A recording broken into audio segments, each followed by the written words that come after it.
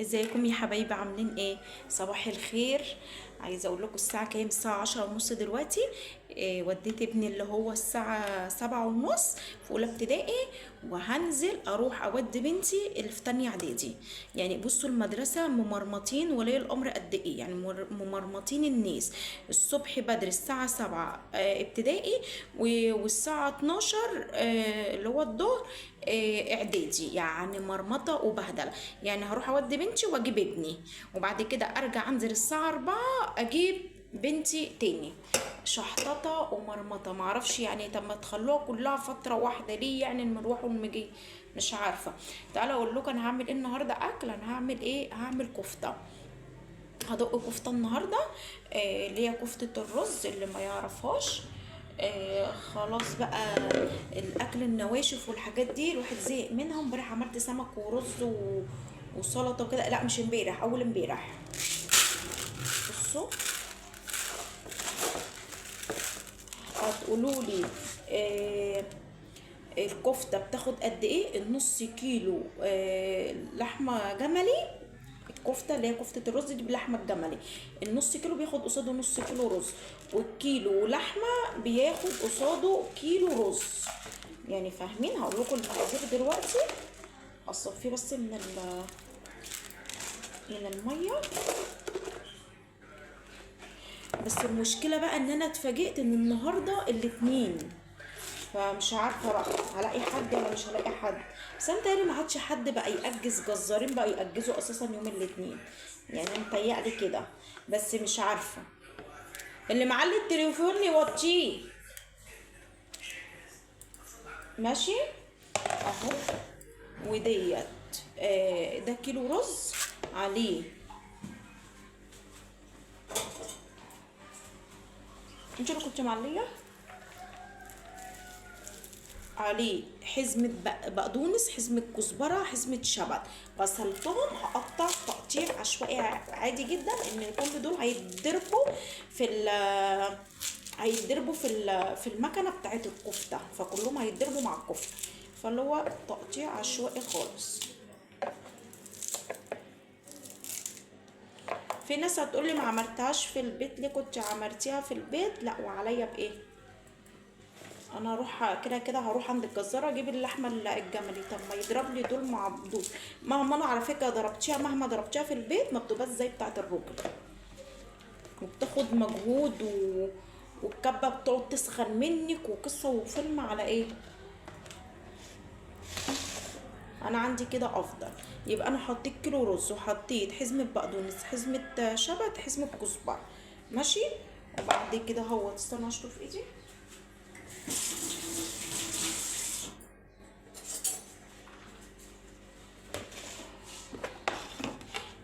انا بقطع بصل عادي.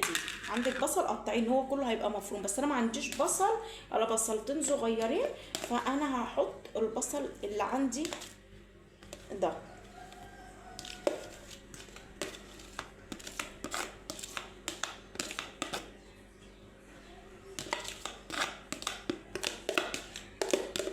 ولما اجي هجيب بصل معايا، ابقى اضربه في الكبه. عشان كده خلاص انا ما عنديش بصل تاني مفروم. فلما اجي هجيب بصل وهضربه في الكبه، بينفعني قوي. وهجيب معلقه تومه كده حلوه.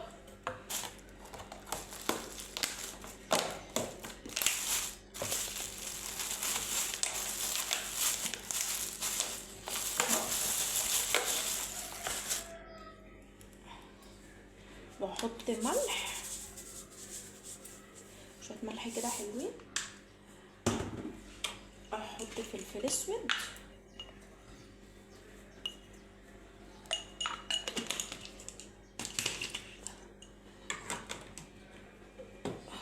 استنى.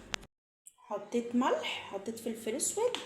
هحط آه السبع بهارات. عايزه اقول لكم والله العظيم التوابل دي حلوه جدا. تحس ان انتم مش محتاجين، مش كل شويه. انا بصراحه من النوع الناس اللي بتجيب كل شويه ب10 جنيه، ب20 جنيه. ما بجيبش ربع كيلو و8 كيلو والكلام ده. فعايزه اقول لكم حطيت اهو السبع بهارات. فعايزه اقول لكم البهارات دي اقسم بالله حلوه قوي، ولما تخلص ان شاء الله هجيب منها. ماشي. وادي كمون، شويه كمون حلوين، وادي كزبره بتديها طعم وريحه تحفه. ماشي. يبقى انا حطيت ايه؟ حطيت كيلو رز، 3 حزم خضره محشي اللي هو حزمه كزبره، حزمه بقدونس، حزمه شبت، حطيت معلقه توم، حطيت بصلايه كبيره، حطيت ملح، كزبره، كمون، فلفل اسود، شويه بهارات، السبع بهارات ما عنديش انا، لو ما كانش عندي ما كنتش هحط السبع بهارات، بس عشان عندي حطيت، فاهمني قصدي. كل دول كده اهوت هحطهم في كيس، انتوا فاهميني، كل دول كده هحطهم في كيس. الراجل ايه هيضرب لي عليهم الكفته، يبقى نص كيلو كفته هيتحط عليهم نص كيلو رز، الكيلو رز هيتحط عليهم كيلو كفته. ماشي. هتبقى حلوه، محدش يقول لي الرز هيبقى كميته كتيره يعني، لا مش كميته مش كتيره خالص على فكره، كميته مش كتيره وهيطلع حلو وتحفه، وجربوا. بصوا اهي، احطه في كيس بقى. بصوا انا حطيتهم في كيس اهو، كنت ممكن احطهم في علبه تلاجة واخدهم معايا، بس انا مش عايزه اشيل شيله، هو في الكيس كده اهوت هيضربهم لي مع اللحمه واخدهم برضو في كيس اهو. بس ادعولي بقى ان النهارده الاتنين ما يكونش الجزار قفل واروح احتاس والحاجات دي تبوظ مني، فيا رب الاقيه، عشان انا عامله حساب ان انا هعمل النهارده كفته رز وشويه لوبيا وشويه رز. انا عارفه ان في ناس كتير هتستغربني، في ناس كتير ما بتعملش كفته الرز مع عايزه اقول لكم لسه طالعه من فوق، حتى بصوا شكلي وانا نازله غير وانا طالعه خالص. جو حر، رغم ان بالليل بقينا بنسقع وبقينا نتغطى واحنا نايمين. دلوقتي الجو حر، الصبح حر جدا جدا جدا جدا، يعني الشقق ارحم، يعني اللي في الشقق مش هيحس ان الجو حر. عايزه اقول لكم رحت عشان ادق الكفته ما دقتهاش، ليه؟ اللي خفت منه هو فعلا اللي لقيته. جبت ازازه خل، وجبت ازازه خل، وجبت كيسان صلصه.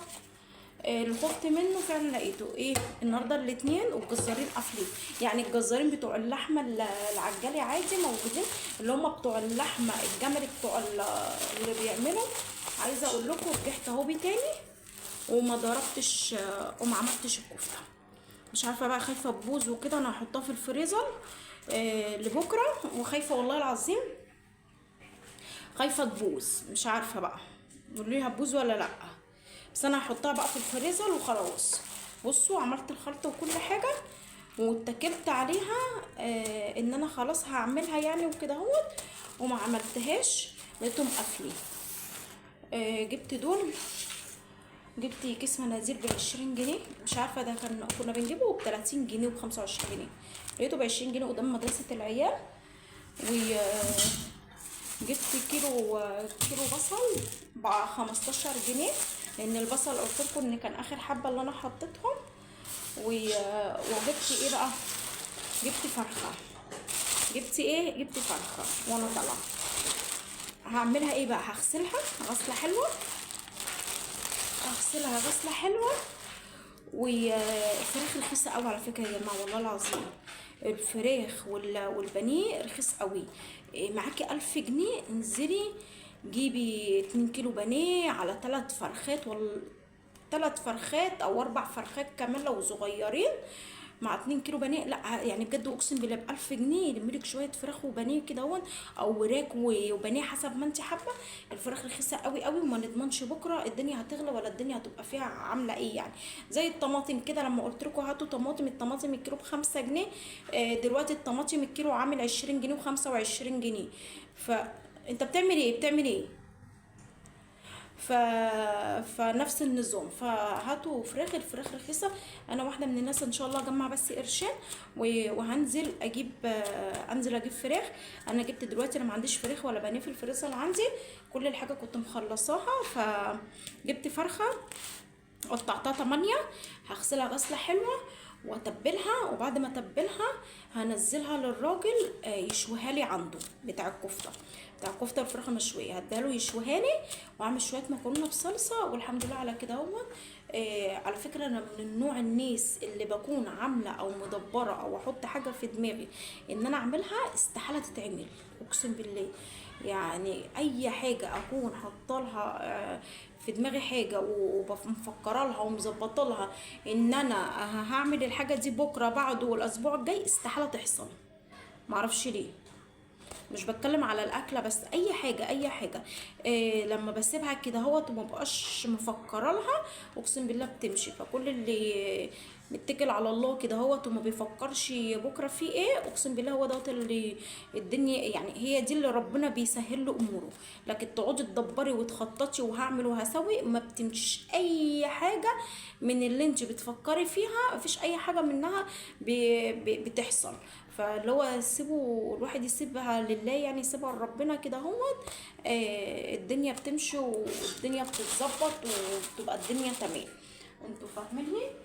ف فخلاص انا هحط دوت، هحط الكيس في الفريزر وان شاء الله يعني. عايزه اقول لكم ريحه التتبيله اقسم بالله تحفه. هحطها في الفريزر، وقبل لما ابقى اعملها واغسل الفراخ واعمل شويه مكرونه بصلصه واقضي يوم النهارده. دلوقتي الساعه كام؟ يعني انا نازله من هنا الساعه 11.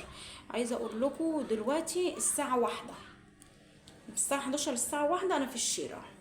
مستنيه ابني ترع اهو جبته، والبنت وديتها ووديت رودينا، ولسه هتطلع الساعة 4. قالوا لي الساعة 4 اجي اخدها. ف...